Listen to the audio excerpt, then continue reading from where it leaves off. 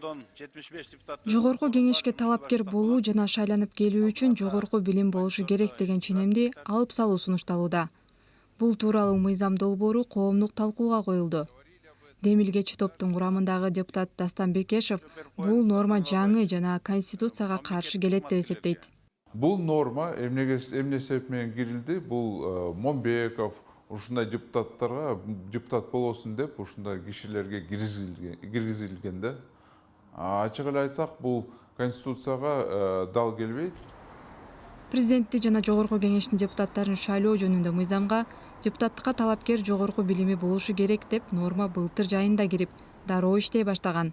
Ага ылайык депутаттардын дипломдору текшерилип, кээ бири шайлоодон четтетилсе, айрымдары шайлоодон өтүп келгенден кийин мандатынан ажыратылган. Бирок тарыхчы жана коомдук ишмер Кыяз Молдокасымов депутаттардын дипломун гана эмес, билимин дагы текшериш керек дейт. Диплом гана эмес, анын билими гана, билими дагы жетиштүү болуш керек.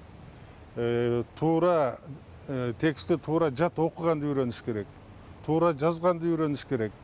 Анан ошол жогорку окуу жайында чыныгы билимди алдыбы, дипломдо жазылгандай чыныгы билимге ээби, аны дагы текшериш керек.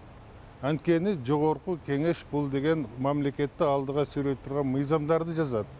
Мыйзамды түшүнбөгөн сабатсыз адам ал жерде депутат болуп барыштын кереги жок. Билим берүү боюнча эксперт Кеңешбек Сайназаров өнүккөн мамлекеттерде депутаттардан жогорку билимди талап кылган мыйзам чак эле алынып салынганын жана бул норма эскиргенин баса белгилейт. Азыр карасаңыз, мына эл башында турган мындай директор болуп ушинтип жүргөн канчалаган бизде азаматтарыбыз бар, 2-ден 3-төн диплому бар. Бирок сүйлөшүп келе турган болсоң, жөнөкөй мындай кат жазган мезгилде 99 катасы менен жазып атпайбы. Демек анын дипломдун бардыгы эч бир суу кечпей калды да.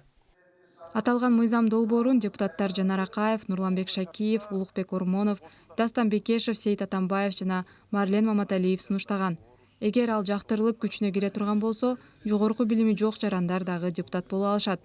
Ал эми мамлекет башчы Садыр Жапаров бүгүн бул мыйзам долбоорун колдобой турганын билдирди. Анын айтымында депутат мыйзам жазышы керек, а жогорку билими жок адам мыйзамдарды да жаза албайт.